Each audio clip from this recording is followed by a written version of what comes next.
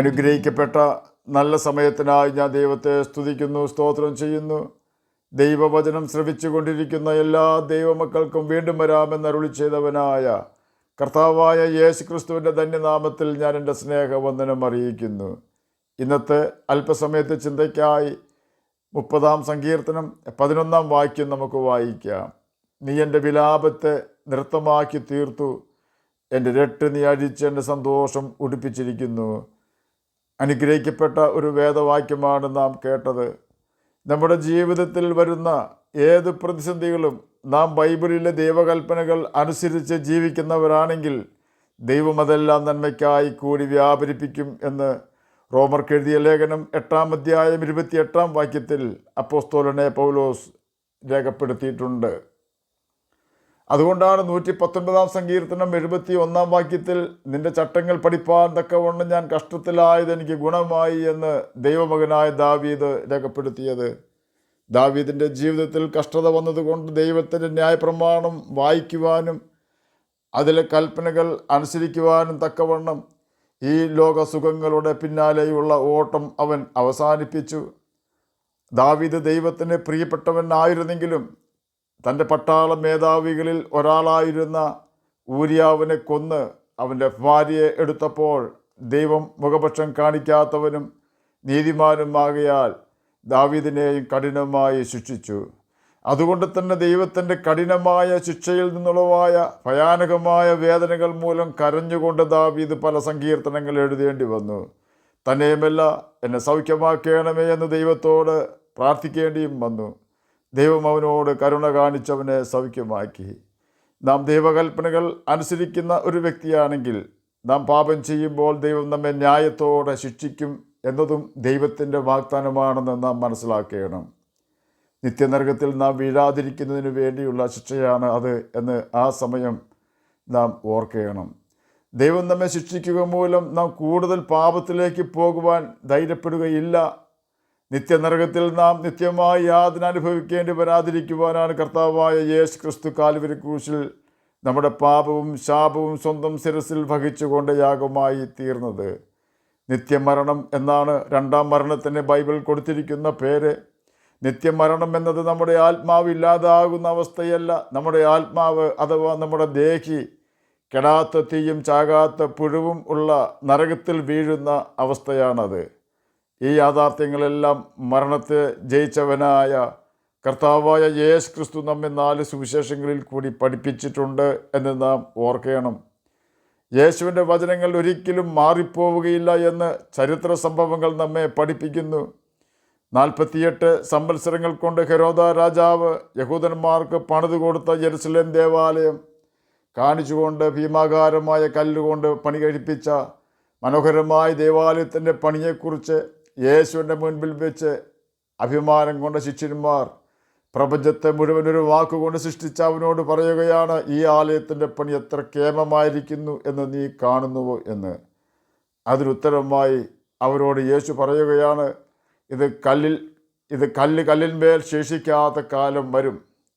യേശു പറഞ്ഞതുപോലെ തന്നെ AD 70 Vespasian കൈസറുടെ കാലത്ത് അവൻ്റെ മകനും അന്നത്തെ റോമൻ സൈന്യത്തിൻ്റെ അധിപനും പിന്നത്തേതിൽ തൻ്റെ പിതാവിന് പകരം റോമൻ കൈസറായി തീർന്നവനുമായ ടൈറ്റസ് യെരുശലേം ഉഴുത് മറിക്കുകയും സകല യഹൂദന്മാരെയും കൊല്ലുകയും യെരുശലേമിൽ നിന്ന് ഓടിച്ചു കളയുകയും യെരുശലേം ദേവാലയം ഇടിച്ച് നിരത്തിയ ആലയത്തിൻ്റെ അടിസ്ഥാന കല്ലുപോലും ഇളക്കി മറിക്കുകയും ചെയ്തു.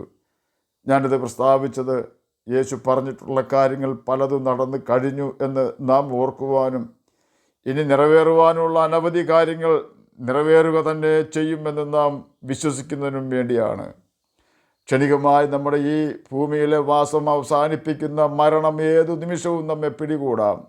ആകയാൽ സദാസമയം നാം പാപത്തിൽ വീഴുന്നില്ല എന്ന് ഉറപ്പ് വരുത്തുവാനായി ബൈബിൾ വായിക്കുകയും അതിലെ കൽപ്പനകൾ കണ്ടെത്തി അനുസരിക്കുകയും ചെയ്തുകൊണ്ട് ദൈവസ്നേഹത്തിൽ വസിക്കേണ്ടത് അത്യാവശ്യമാണ്. നമുക്ക് ദൈവം തരുന്ന അവസരങ്ങൾ ദൈവനാമ മഹത്വത്തിനായി പ്രയോജനപ്പെടുത്തുകയും ദൈവം തരുന്ന എല്ലാ നന്മകളിലും സന്തോഷിക്കുകയും ചെയ്യുമ്പോൾ നമ്മുടെ സന്തോഷത്തിൽ പങ്കുകൊള്ളുവാൻ യേശുവിന് അവസരം കൊടുക്കണം. യേശു സന്തോഷിക്കുന്നത് അവൻ്റെ പ്രമാണങ്ങൾ നാം അനുസരിക്കുന്നതിലാണെന്ന കാര്യം നാം മറന്നു പോകരുത്. പ്രമാണം വിട്ടുപോകുന്ന ഒരു സന്തോഷത്തിൻ്റെ പിന്നാലെ നാം പോകരുത് എന്ന് സാരം. ദൈവത്തിലും അവൻ്റെ കൽപ്പനകളിലും നാം സന്തോഷിക്കുവാനാണ് കർത്താവായ യേശു ക്രിസ്തു കാൽവരി ക്രൂശിൽ നമുക്ക് വേണ്ടി മഹാപാപപരിഹാരയാഗമായി ക്രൂശിക്കപ്പെട്ട് മരിച്ചത്. നാം മരിച്ചാലും വീണ്ടും ഉയർക്കുമെന്ന് നാം മനസ്സിലാക്കുന്നതിന് വേണ്ടിയാണ് കർത്താവായ യേശു ക്രിസ്തു മരിച്ചു 3-ാം ദിവസം ഉയർത്തെഴുന്നേറ്റത്. നമ്മുടെ യേശുവിലുള്ള വിശ്വാസം വർദ്ധിപ്പിക്കുന്നതിനും ആ വിശ്വാസത്തെ അരക്കിട്ട് ഉറപ്പിക്കേണ്ടതിനും വേണ്ടിയാണ് വെളിപ്പാട് പുസ്തകം 1-ാം അധ്യായം 18-ാം വാക്യത്തിൽ ഞാൻ മരിച്ചവനായിരുന്നു, എന്നാൽ ഇതാ എന്നേക്കും ജീവിച്ചിരിക്കുന്നു എന്ന് കർത്താവായ യേശു ക്രിസ്തു അരുളി ചെയ്തത്. ഇത്രയും കാര്യങ്ങൾ ഞാൻ പ്രസ്താവിച്ചത് കർത്താവായ യേശു ക്രിസ്തു മരണത്തിന് ശേഷം എന്തെല്ലാം നടക്കുമെന്ന് പറഞ്ഞതും നരകത്തെക്കുറിച്ച് പഠിപ്പിച്ചതും സത്യമാണ് എന്ന കാര്യം നാം മനസ്സിലാക്കുന്നതിന് വേണ്ടിയാണ്. ആകയാൽ നാം യേശുവിൻ്റെ വാക്കുകളും കൽപ്പനകളും അലക്ഷ്യമാക്കാതെ യേശുവിൻ്റെ കൽപ്പനകൾ അനുസരിച്ചുകൊണ്ട് തന്നെ ജീവിക്കണം. നമ്മെ ലോകത്തിൽ നിന്നും ദൈവം വിളിച്ചു വേർതിരിച്ചത് ഏദൻ തോട്ടത്തിൽ വെച്ച് അനുസരണക്കേട് കാണിച്ച് ദൈവമഹത്വം നഷ്ടപ്പെടുത്തി കളഞ്ഞ ആദാമിനും ഹവ്വായ്ക്കും നഷ്ടപ്പെട്ട ദൈവമഹത്വവും നീതിയും വിശുദ്ധിയും തിരികെ പ്രാപിക്കുവാനാണ്. ദൈവത്തോടുള്ള അനുസരണക്കേടിനാൽ ആദാമിനും ഹവ്വായ്ക്കും ദൈവമഹത്വം നഷ്ടമായെങ്കിൽ നാം യേശുക്രിസ്തുവിനെ അനുസരിക്കുന്നതിനാൽ നമുക്ക് ദൈവത്തിൻ്റെ വിശുദ്ധിയും മഹത്വവും തിരികെ പ്രാപിക്കുവാൻ സാധിക്കും.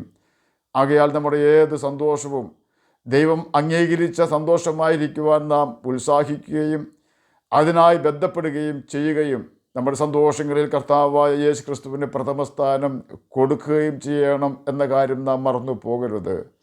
അല്ല എങ്കിൽ നമ്മുടെ സന്തോഷം ലോക സന്തോഷമായി തീരുകയും ആ സന്തോഷത്തിൽ സാത്താൻ പ്രവേശിക്കുകയും ചെയ്യും എന്ന കാര്യം നാം ഓർക്കണം. ലോകസന്തോഷം അഥവാ ലോകസ്നേഹം ദൈവത്തോട് ശത്രുത്വമാണെന്ന് യാക്കോബിൻ്റെ ലേഖനം 4-ാം അധ്യായം 4-ാം വാക്യത്തിൽ കൂടി ദൈവാത്മാവ് നമ്മെ ഓർപ്പിക്കുന്നു. ബത്ശേബയോടൊപ്പമുള്ള ദാവീദിൻ്റെ സന്തോഷത്തിൽ ദൈവത്തിന് പങ്കാളിയാകുവാൻ കഴിയുമായിരുന്നില്ല. കാരണം അന്യൻ്റെ ഭാര്യയായിരുന്നു അന്ന് ബത്ശേബ. അന്യൻ്റെ ഭാര്യയെ മോഹിക്കരുത് എന്ന് ദൈവം മോശയ്ക്ക് കൊടുത്ത ന്യായപ്രമാണത്തിൽ രേഖപ്പെടുത്തിയിട്ടുമുണ്ട്. തന്നെയുമല്ല, ബത്ശേബയുടെ ഭർത്താവും ദാവീദിൻ്റെ പട്ടാള ഓഫീസറും ആയിരുന്ന ഊരിയാവിനെ കൊന്നിട്ടായിരുന്നു ദാവീദ് ബത്ശേബയെ ഭാര്യയായി എടുത്തത്. അപ്രകാരമാണ് ദാവീദ് അവളിൽ സന്തോഷിച്ചത്. ദൈവം വെറുക്കുന്ന പാപം ചെയ്തുകൊണ്ടാണ് ദാവീദ് സന്തോഷിച്ചത്. ആ സന്തോഷത്തിൽ സന്തോഷിക്കുവാൻ നമ്മുടെ പിതാവായ ദൈവത്തിന് സാധിക്കുകയില്ല. നമ്മുടെ കുഞ്ഞുങ്ങൾ അനാശാസ്യ പ്രവർത്തനങ്ങളിൽ കൂടി വ്യഭിചാരം ചെയ്ത് സന്തോഷിക്കുമ്പോൾ നമുക്ക് ആ സന്തോഷം അനുവദിച്ചു കൊടുക്കുവാൻ കഴിയാത്തതുപോലെ തന്നെ ദൈവത്തിനും അത് അനുവദിക്കുവാൻ കഴിയുകയില്ല. എന്നാൽ നമ്മുടെ കുഞ്ഞുങ്ങൾ നിയമപരമായി വിവാഹം കഴിഞ്ഞ് അവരുടെ പങ്കാളികളുമായി സന്തോഷിക്കുമ്പോൾ നമുക്കും വളരെ സന്തോഷമായിരിക്കുന്നത് പോലെ കുടുംബജീവിതത്തിനകത്തുള്ള നമ്മുടെ സന്തോഷം ദൈവം അംഗീകരിക്കുകയും നമ്മോടൊപ്പം ദൈവം സന്തോഷിക്കുകയും ചെയ്യുന്നു. അറിവില്ലാത്ത ഏതെങ്കിലും വ്യക്തികൾ എന്നെ കേൾക്കുന്നുണ്ടെങ്കിൽ അവരുടെ അറിവിന് വേണ്ടിയാണ് ഞാൻ ഈ കാര്യം ഇത്രയും വിശദീകരിച്ചത്. ഓർക്കുക, ദൈവം വെറുക്കുന്ന ഏത് സന്തോഷവും നമ്മെ നിത്യനരകത്തിൽ എത്തിക്കും. ദാവീദിൻ്റെ പാപങ്ങൾ മൂലം ദൈവം അവനെ ശിക്ഷിച്ചപ്പോൾ അവൻ രട്ട് ഉടുത്ത് നിലവിളിച്ചു. തൻ്റെ മകന് മാനസാന്തരം വന്നു എന്ന് ദൈവം അവൻ്റെ പ്രവൃത്തികളിൽ കൂടി മനസ്സിലാക്കിയപ്പോൾ ദൈവം അവൻ്റെ രട്ട് നീക്കിക്കളഞ്ഞ് സന്തോഷം ഉടിപ്പിച്ചു. ദൈവം നമ്മെ ശിക്ഷിക്കുന്നുണ്ടെങ്കിൽ അതിന് പിന്നിൽ അവനൊരു ഉദ്ദേശമുണ്ട് എന്ന യാഥാർത്ഥ്യം നാം മനസ്സിലാക്കണം. ആകയാൽ നമ്മുടെ എല്ലാ സന്തോഷത്തിലും കർത്താവായ യേശു ക്രിസ്തു നമ്മോടൊപ്പം നമ്മോടും നമ്മുടെ കുടുംബങ്ങളോടും കൂടെ സന്തോഷിക്കുവാൻ ഇടവരട്ടെ. നമ്മുടെ ആത്മാവിന് സംരക്ഷണവും സന്തോഷവും തരുന്നവനും നമ്മുടെ പ്രാർത്ഥനകൾക്ക് മറുപടി തരുന്നവനുമാണ് കർത്താവായ യേശു ക്രിസ്തു. നാം രോഗിയായി തീരുമ്പോൾ യേശു നല്ല വൈദ്യനായി നമ്മെ സൗഖ്യമാക്കുന്നു. നാം എല്ലാവരാലും കൈവിടപ്പെടുമ്പോൾ യേശു നല്ല സ്നേഹിതനായി നമ്മോട് കൂടെയിരിക്കുന്നു. നമ്മുടെ ഹൃദയവേദന ആരും കാണാതെയും മനസ്സിലാക്കാതെയും കടന്നു പോകുമ്പോൾ യേശു നമ്മെ ആശ്വസിപ്പിക്കുകയും സഹായിക്കുകയും ചെയ്യുന്നു. യേശുവിനെ പോലെ നല്ലൊരു വൈദ്യനെയും നല്ലൊരു സ്നേഹിതനെയും നല്ല ഒരു സഹായിയെയും എൻ്റെ ജീവിതത്തിൽ മറ്റാരെയും എനിക്ക് കാണുവാൻ സാധിച്ചിട്ടില്ല. എന്നെ കേൾക്കുന്ന പ്രിയ ദൈവമകളെ, ദൈവമകനെ, യേശുവിനെ പോലെ നമ്മെ സ്നേഹിക്കുന്ന, സഹായിക്കുന്ന, കരുണ കാണിക്കുന്ന, സൗഖ്യം തരുന്ന ഒരാളെ നിങ്ങൾക്കും കണ്ടെത്തുവാൻ കഴിയുകയില്ല നിശ്ചയം. യേശുവിലാണ് നമ്മുടെ നല്ല സ്നേഹിതനും സഹായിയും വൈദ്യനും വസിക്കുന്നത്. അവനാണ് നമ്മുടെ നല്ല വീണ്ടെടുപ്പുകാരൻ. യേശുവാണ് നമ്മുടെ നല്ല മധ്യസ്ഥൻ. നമ്മുടെ ഏത് സങ്കടങ്ങളും യേശുവിനോട് ധൈര്യത്തോടെ നമുക്ക് അറിയിക്കുവാൻ സാധിക്കും. ദാവീദൊടുക്കം പറയുകയാണ്, കഷ്ടത്തിലാകുന്നതിന് മുമ്പേ ഞാൻ തെറ്റിപ്പോയി, ഇപ്പോഴും ഞാൻ നിൻ്റെ കൽപ്പനകൾ പ്രമാണിക്കുന്നു. 119 സങ്കീർത്തനം 67 വാക്യത്തിലാണ് ഇത് രേഖപ്പെടുത്തിയിരിക്കുന്നത്. കാണാതെ പോയ ആടുപോലെ ഞാൻ തെറ്റിപ്പോയിരിക്കുന്നു, അടിയൻ അന്വേഷിക്കണമേ എന്നാണ് 119 സങ്കീർത്തനം 176 വാക്യത്തിൽ കൂടി ദാവീദ് ദൈവത്തോട് പ്രാർത്ഥിക്കുന്നത്. നമുക്കിപ്രകാരം പ്രാർത്ഥിക്കുവാൻ കഴിയണം. നിശ്ചയമായും കർത്താവ് നമ്മെ അന്വേഷിക്കുന്ന നല്ല ഇടയനാണ്. നാം നമ്മുടെ നല്ല ഇടയനായ കർത്താവായ യേശു ക്രിസ്തുവിൻ്റെ വാക്ക് കേട്ട് അനുസരിക്കണം. നാം അപ്രകാരം അനുസരിച്ചാൽ ദാവീദിനെ പോലെ നമുക്കും പറയുവാൻ കഴിയും, അവൻ എൻ്റെ വിലാപത്തെ നൃത്തമാക്കി തീർത്തു, എൻ്റെ കഷ്ടത മാറ്റി എന്നെ സന്തോഷം കുടിപ്പിച്ചുവെന്ന്. ആകയാൽ നമുക്ക് നമ്മുടെ കർത്താവിൻ്റെ കൽപ്പനകൾ അനുസരിച്ച് ജീവിച്ച് നിത്യജീവനെ പ്രാപിക്കാം. അതിന് കർത്താവ് നമ്മെ സഹായിക്കട്ടെ എന്ന് പ്രാർത്ഥിച്ചുകൊണ്ട് ഞാൻ എൻ്റെ വാക്കുകളൊന്ന് വിരമിക്കുന്നു. നമുക്ക് പ്രാർത്ഥിക്കാം. ഞങ്ങളെ സ്നേഹിക്കുന്ന സ്വർഗീയ പിതാവേ, നല്ല വചനത്തിനായി അങ്ങയെ സ്തുതിക്കുന്നു, സ്തോത്രം ചെയ്യുന്നു. എന്നെ കേൾക്കുന്ന ഏതെങ്കിലും പ്രിയപ്പെട്ടവർ നിരാശരായിരിക്കുന്നെങ്കിൽ അങ്ങ് അവർക്ക് പ്രത്യാശ വർദ്ധിപ്പിച്ചു കൊടുക്കണമേ, നിരാശ മാറ്റി കൊടുക്കണമേ. രോഗത്താൽ ഭാരപ്പെടുന്നവർക്ക് രോഗസൗഖ്യം കൊടുക്കണമേ, സമാധാനമില്ലാത്തവർക്ക് സമാധാനം കൊടുക്കണമേ. പഠിക്കുന്ന കുഞ്ഞുങ്ങൾക്ക് പഠിക്കുവാനുള്ള ബുദ്ധിയും ജ്ഞാനവും ഓർമ്മശക്തിയും കൊടുക്കണമേ. പ്രാർത്ഥന കേട്ടതിനായി സ്തോത്രം, യേശുവിൻ്റെ നാമത്തിൽ തന്നെ ആമേൻ. കർത്താവ് എല്ലാവരെയും അനുഗ്രഹിക്കട്ടെ.